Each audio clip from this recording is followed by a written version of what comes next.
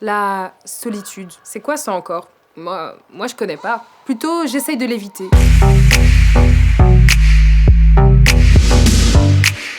Être seul à longueur de temps, vivre avec soi-même, c'est pas forcément quelque chose d'évident. Alors on se trouve plein d'autres manières d'éviter ce phénomène, en ayant énormément de potes sur Insta, des conversations jusqu'à pas d'heure avec nos amis. C'est mieux quand quelqu'un t'accompagne dans tes insomnies. On comble un vide, le vide du temps, parce qu'on est incapable d'être une minute de plus avec soi-même. C'est grave triste. Tu t'es jamais demandé comment tu pouvais rendre cette solitude plus agréable? La plupart des êtres humains n'aiment pas la solitude. On est des êtres sociaux, faits pour vivre en communauté, échanger, et c'est certainement pour ça qu'on n'est pas seul sur Terre. Mais pourtant, on a quand même besoin d'un minimum de temps seul pour se concentrer, réfléchir, penser. Mais par contre, que se passe-t-il quand on passe la majorité de son temps seul? On essaye de ne pas s'ennuyer, ne pas penser, alors on se plonge dans d'autres univers, ce qui se traduit par des nuits Netflix and chill qui ne se terminent jamais, des lectures de romans sans fin. Tu peux aussi t'acharner sur la bouffe ou devenir un accro du travail. Quand on se rend compte qu'on est juste seul avec soi-même, on sait pas quoi faire.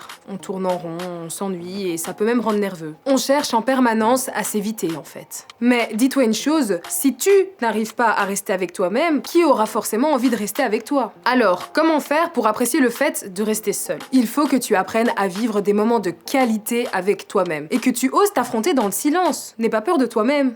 Et cela va même te permettre de pouvoir te redécouvrir dans certains domaines, d'autres activités, une éventuelle passion. Cherche à t'occuper par plaisir et fais les choses que tu aimes faire et partage-les. J'espère que cette vidéo t'aura aidé à te sentir moins seul pour le coup et t'aura apporté quelques petites solutions pour régler ce problème. Parfois, dis-toi que moi aussi, je suis seule face à la caméra. Mais c'est pas grave, on avance ensemble. C'était le petit conseil du jour, on se retrouve la semaine prochaine pour d'autres petits conseils. En attendant, n'hésite pas à t'abonner à la chaîne. Bye bye!